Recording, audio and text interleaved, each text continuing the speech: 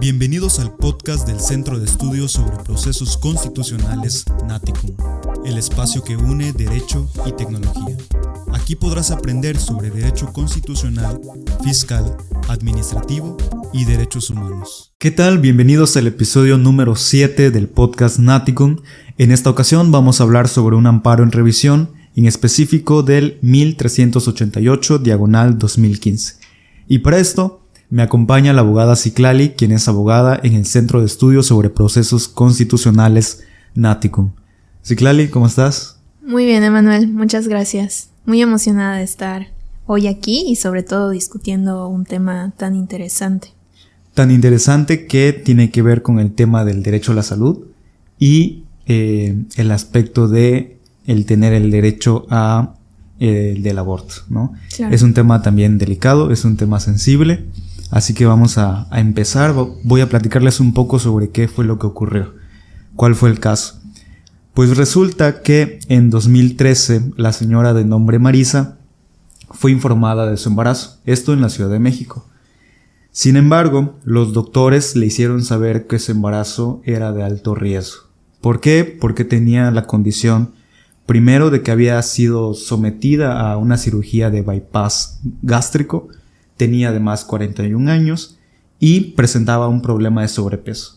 Además, se menciona en la sentencia, en los autos de la sentencia, que era la primera vez que ella quedaba embarazada. Posteriormente, cuando tenía alrededor de 15 semanas de gestación, se sometió a la prueba que se conoce como amniocéntesis genética. Esto para saber si el feto tenía alguna condición o alguna enfermedad hereditaria, algún problema hereditario. Por lo que a raíz de este procedimiento la señora Marisa presentó algunas molestias, algunos dolores y fue internada en el hospital e incluso tuvo la primera amenaza de aborto, una de las amenazas de aborto que ella tuvo en su proceso. A raíz de esto y de la prueba de amniocéntesis genética, ella obtuvo los resultados de los cuales advertían que el feto presentaba el síndrome de Klinefelter. Este síndrome significa que el feto no iba a poder desarrollar lo que son sus genitales a lo largo de su pubertad. Sin embargo, no implica que no pudiera ser autosuficiente, ¿no? Únicamente iba a tener esta condición porque es lo que provoca este síndrome. Entonces, dadas estas complicaciones, la amenaza de aborto, las condiciones que tenía físicamente la señora Marisa, solicitó verbalmente a los médicos que la atendían que le realizaran el procedimiento de aborto, ¿ok? Y dadas las reiteradas negativas de parte de los médicos, lo solicitó por medio de un escrito. A este escrito anexó lo que es la opinión técnica de un médico cirujano con especialidad en ginecología y obstétrica, que recomendaba la interrupción porque al llevar a cabo y resultar el embarazo en su totalidad iba a implicar un riesgo para ella, un riesgo de mayor de diabetes, un riesgo de tromboembolismo y preeclampsia. Entonces estas iban a ser algunas de las consecuencias o secuelas si se lograba gestionar lo que es el embarazo, ¿no? Atendiendo a la negativa de los médicos de realizarle el procedimiento de aborto, la señora Marisa acudió a un hospital privado para que le realizaran el mismo.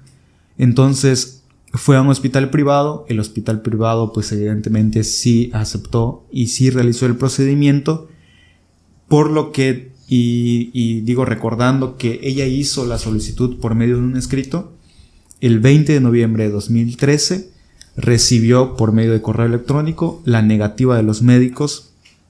Esto en razón de que él aducía a la autoridad, en este caso el ISSSTE, que es una institución de salud en el ámbito federal, pues aducía que se le negaba el realizarle el procedimiento porque el feto, como bien lo había mencionado, sí podía ser autosuficiente. Por lo tanto, no implicaba un riesgo para la vida y el desarrollo del feto y en su caso del menor, ¿no?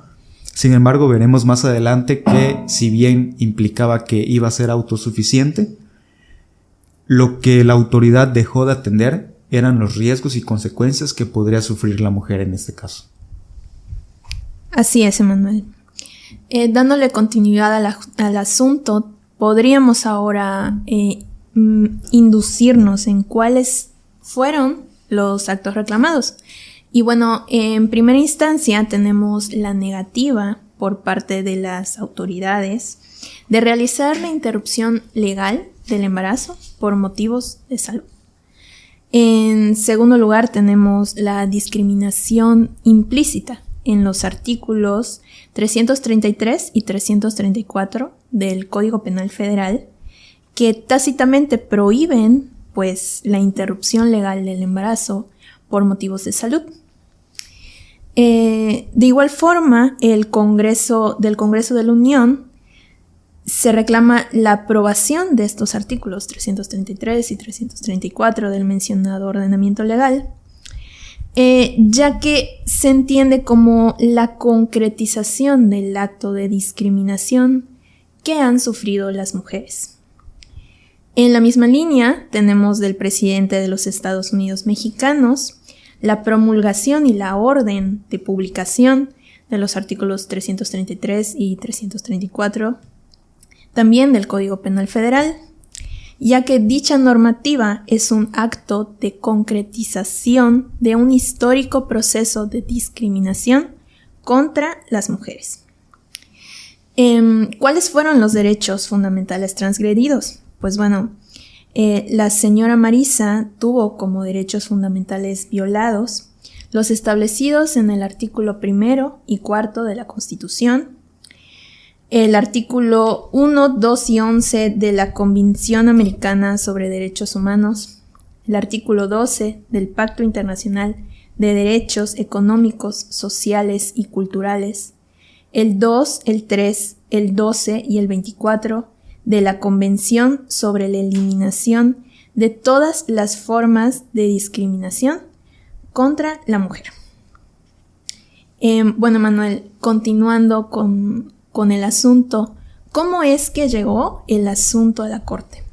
Sí, de ahí tenemos que partir igual del análisis de los artículos que acabas de mencionar y de los derechos contenidos tanto en la Constitución como en diversos tratados internacionales, porque, y puntualizando, lo que se reclamaba era la negativa por parte del ISSSTE, la publicación de los artículos 333 y 334 del Código Penal por establecer esta discriminación tácita y esta prohibición para realizar el aborto, y por lo tanto la señora Marisa acude al juicio de amparo que inició con una jueza en la Ciudad de México, que es el primer circuito en materia administrativa, quien determinó carecer de competencia para conocer el asunto, esto al considerarlo de orden penal, atendiendo al artículo 333 y 334 del Código Penal. Sin embargo, el juez de distrito de amparo en materia penal en la Ciudad de México conoció el asunto y lo desechó de plano. Esto porque al considerar actualizada la causal de improcedencia prevista en la fracción 23 del artículo 61 de la Ley de Amparo, en relación con el 107, fracción 2, párrafo primero de la Constitución, ya que la quejosa reclamaba esta omisión del legislador de contemplar la causal para realizar el procedimiento por que existiera peligro a la salud de la mujer, ¿no? Y de ahí, inconforme con esta resolución, la señora Marisa interpuso el recurso de queja, a lo cual conoció el octavo Tribunal Colegiado de Materia Penal del primer circuito y declaró como fundado el recurso. Esto al considerar que la inconstitucionalidad de los artículos del Código Penal se planteó como una exclusión implícita y no como una omisión legislativa. Esto es muy importante porque más adelante vamos a hablar un poco al respecto. Después, el juez 10º de Distrito de Amparo, también en materia penal de la Ciudad de México, admitió a trámite la demanda de amparo y la sobreselló porque la autoridad dijo que estos artículos en particular no afectaban la esfera jurídica de la quejosa. Esto porque no hubo alguna consecuencia penal para ella, sino que en el escrito inicial de demanda la quejosa igual reclamó la inconstitucionalidad de estas normas, pero no hay un primer acto de aplicación concreto en este caso que ella pudiera aducir a su esfera jurídica, ¿no? Por lo que sobreseyó de oficio y entonces, pues claro, se niega el juzgador a interpretar más allá el asunto. Es por eso que se interpuso el recurso de revisión y se solicitó el ejercicio de la facultad de atracción de la Suprema Corte, que ya le hemos hablado en distintos episodios de este podcast, de la facultad de atracción que tiene la Suprema Corte. Entonces, aceptada por la Suprema Corte, los conceptos de violación, vamos a pasar al siguiente aspecto de la sentencia. Los conceptos de violación, ¿cuáles fueron? Como ya lo había mencionado, fue primero la negativa de las autoridades responsables de llevar a cabo la interrupción legal del embarazo. Y esto se traduce evidentemente en una violación directa al derecho de la salud de la quejosa, de la señora Marisa, al impedirle alcanzar un nivel de salud físico, psicológico y social integral, como lo veremos más adelante, como lo manda nuestra Constitución, ¿no? Y también la autoridad responsable incumplió con su obligación constitucional de respetar y garantizar el derecho a la salud, puesto que ignoró las condiciones del desarrollo del embarazo, que ya lo decía al principio del episodio, que la señora presentaba, tenía 41 años, había tenido amenazas de aborto, y esto significaba que la autoridad debió de contemplar ese contexto, del asunto, para entonces determinar si debía realizar o no el procedimiento. No así, solo se enfocó en el síndrome que tenía el feto y consideró que sí podía ser autosuficiente y por eso negó la interrupción del embarazo, sin tomar en cuenta que la interrupción del embarazo era justamente una alternativa para enfrentar los riesgos. Claro. Algo que tenemos que tener muy en cuenta, Manuel, en este asunto, es que lo que está sujeto a control constitucional es si la interpretación del embarazo cuando la salud de la mujer esté en riesgo implica una medida necesaria para garantizar el derecho a la salud, que está reconocido, como bien sabemos, en la Constitución y en diversos tratados internacionales de derechos humanos. En ese sentido, el ISSSTE debió ajustar su actuación a una interpretación amplia del derecho a la salud. En ese sentido, no se busca la aplicación de normas locales por parte de las autoridades responsables pertenecientes al régimen federal, sino la aplicación de un criterio interpretativo de la salud, que brinde una mayor protección a los derechos de las mujeres y que éste no pueda ser restringido en virtud del lugar de residencia de la mujer o al régimen local o federal de la institución a la que se encuentre adscrita en su caso. Sí, de hecho, las autoridades responsables, en este caso el ISSSTE, vulnera lo que es el principio pro persona, ¿no? Que esto lo vemos en materia de derechos humanos y también el principio de progresividad. ¿Qué significa? El principio de pro persona significa que las autoridades tienen la obligación de actuar de manera que favorezcan en la mayor medida a cumplir y garantizar los derechos humanos de las personas. Y el de progresividad significa que no puede haber un retroceso en el avance en materia de derechos humanos. Claro, si porque la autoridad se basó en que no existía algún ordenamiento, alguna norma específica que la facultara para realizar la interrupción del embarazo por complicaciones de salud de la mujer. Ese era el argumento de la autoridad. Es decir, la autoridad decía, no hay una norma que me permita hacerlo. Pero la Corte, desde esta sentencia, les dice, a ver, con base en el principio pro persona y con base en el principio de progresividad, tú pudiste llegar a un análisis del contexto del asunto y poder determinar realizar el procedimiento, ¿no? Sin embargo, esta autoridad pues no lo hizo, no lo realizó, y es por eso que además se concluye en la evidencia de lo que ha sido el proceso histórico de discriminación hacia las mujeres, que digo, tú sabrás más del tema, pero es algo que es real y es algo que sigue pasando. Así es, Emanuel.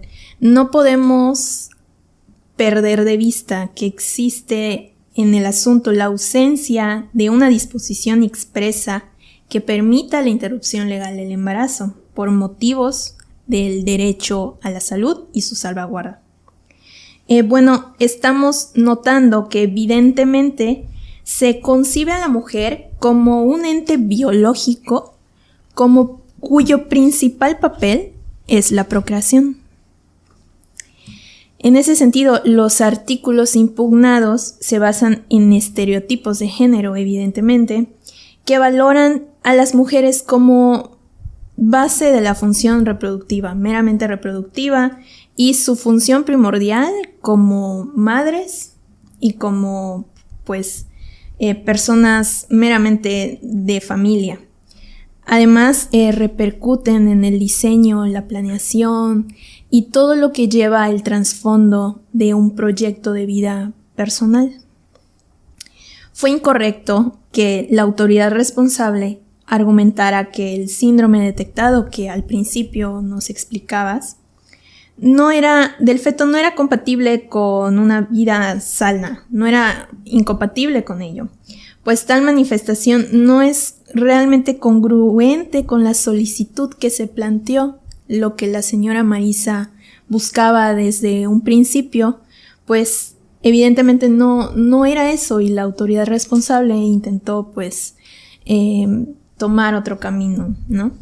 Sí, la autoridad responsable ignora de alguna manera el contexto por el cual pasaba la mujer y justo por el cual solicitó la interrupción legal del embarazo, porque ella adujo no solo el síndrome con base en la prueba que se hizo del feto, sino también los peligros y las consecuencias que ella pudiera sufrir derivado del embarazo.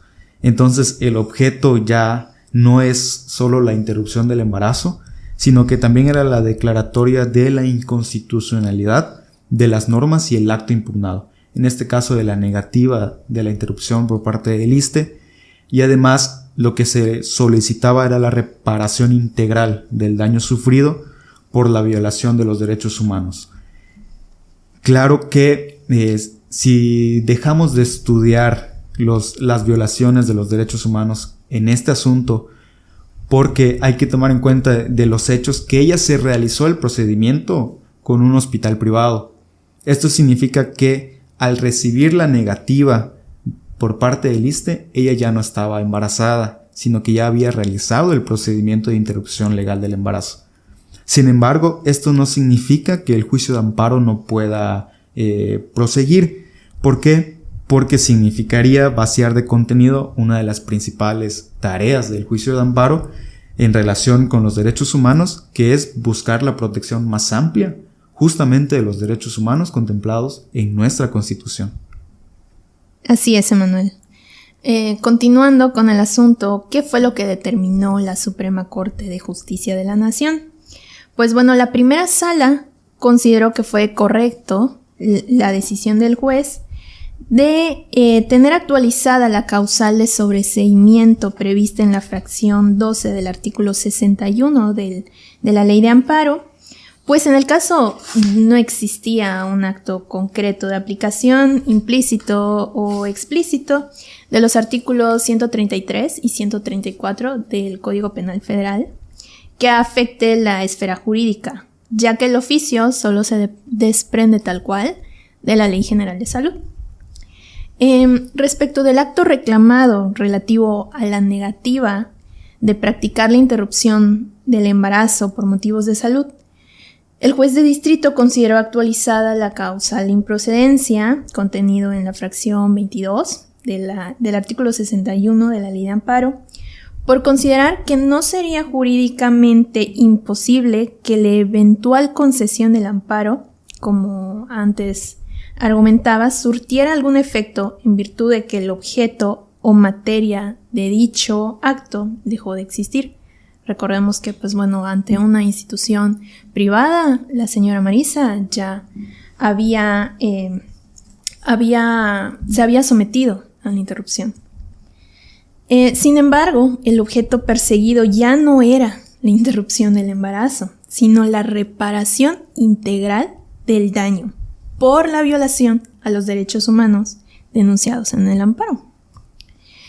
Además, la primera sala ha sostenido que la supuesta imposibilidad inicial de asignar efectos al fallo constitucional no lo hace per se improcedente.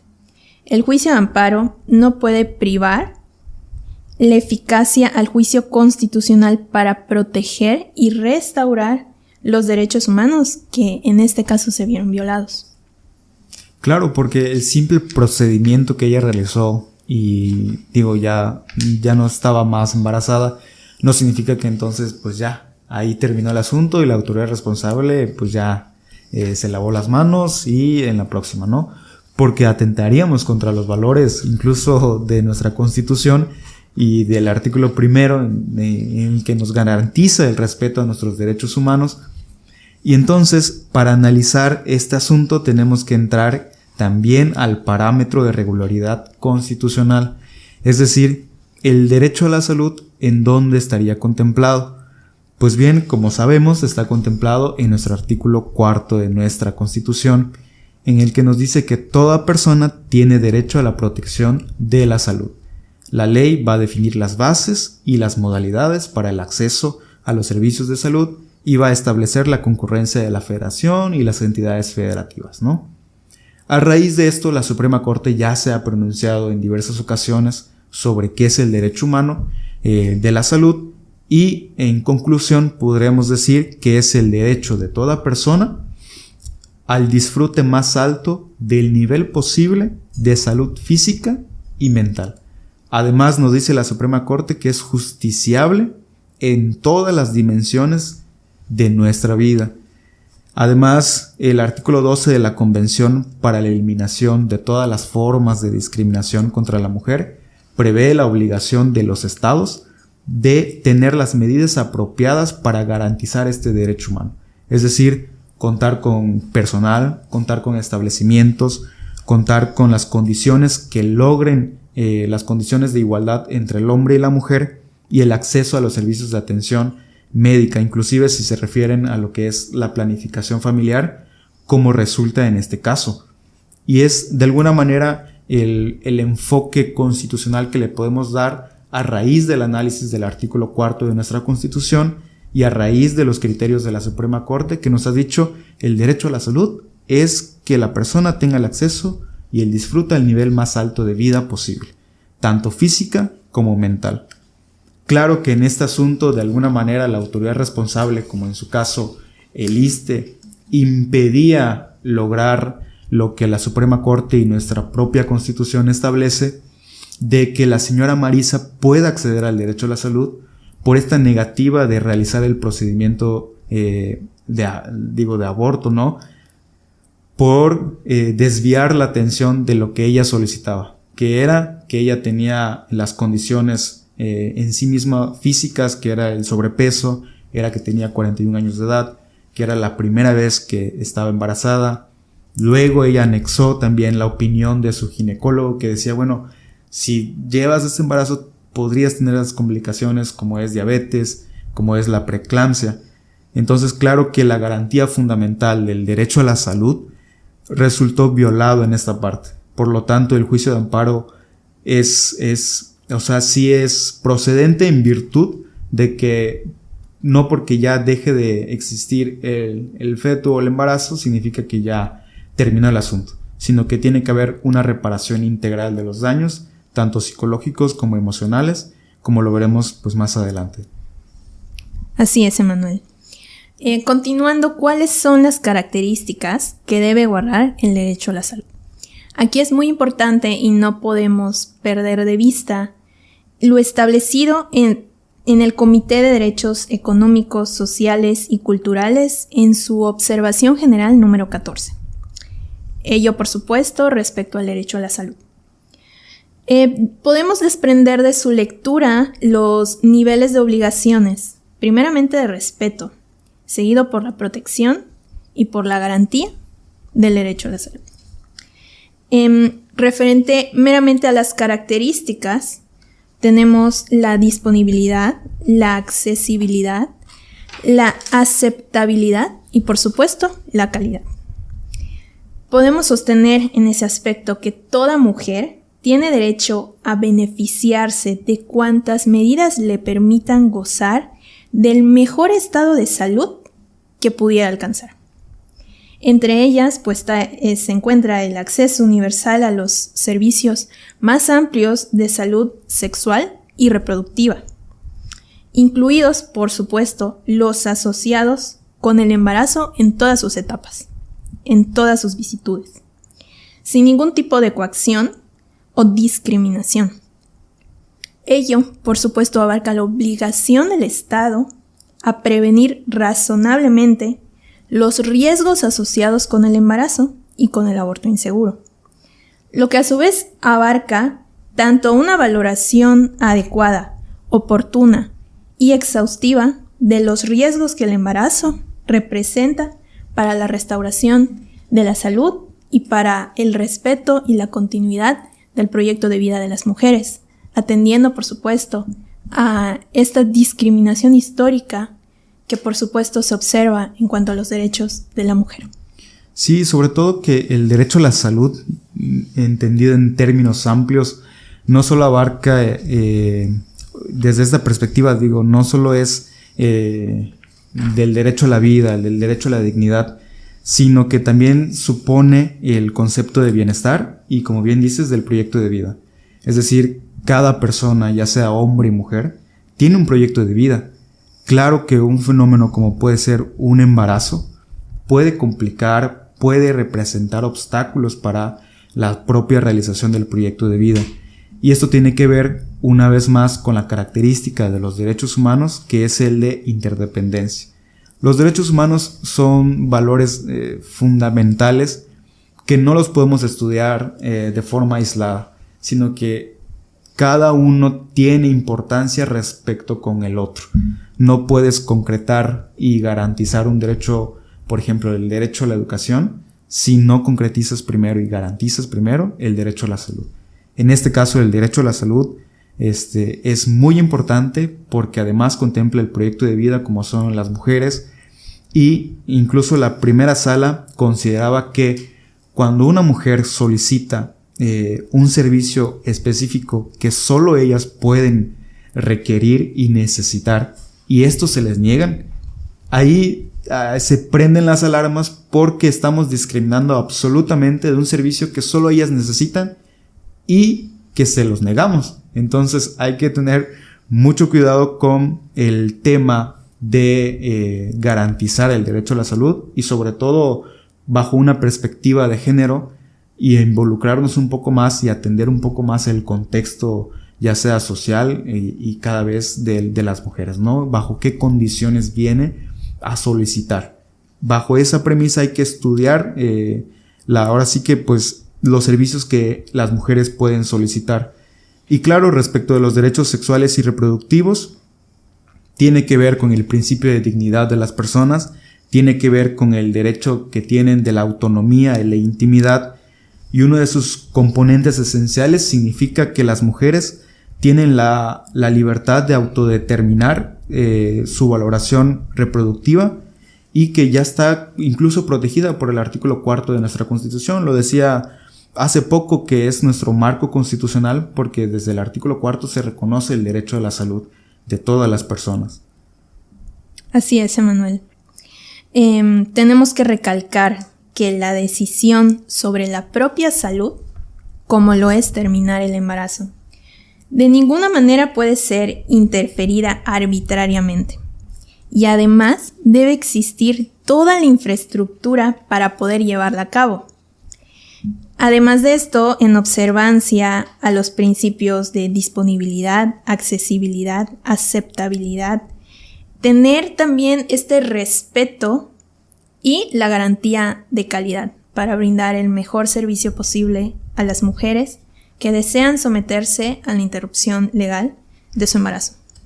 Claro, entonces bajo este análisis que hace la Corte, bajo el análisis constitucional, sobre todo el tema de tratados internacionales, bajo el análisis de la perspectiva de género y teniendo en cuenta la negativa de la autoridad, la Suprema Corte efectivamente configuró la violación de los derechos humanos de la señora Marisa en virtud de que le impedían lograr el alcance de su proyecto de vida, el alcance del nivel máximo de bienestar, tanto físico, psicológico, incluso social. Y es así como concluye este asunto, determinando que la autoridad era responsable y que por lo tanto debía incluso pagar lo que es el tratamiento psicológico y emocional que ella necesitara. Así es, todo ello ante la negativa de prestarle un servicio al que primeramente y por supuesto tenía derecho y que lamentablemente le causaron daños en ese ámbito. Efectivamente. Este es un tema muy importante, muy interesante y en virtud de lo analizado en esta sentencia concluimos que el derecho a la salud, sobre todo tratándose de mujeres, es un tema delicado, pero que siempre debe verse bajo la perspectiva de género y siempre debe verse con el principio de progresividad y el máximo respeto a los derechos humanos. Así es, Emanuel. Pues con esto concluimos el episodio. Esperemos que les haya gustado. Esperemos a todos los que nos vieron y nos escucharon en todas las plataformas digitales y nos vemos en el próximo capítulo. Hasta luego.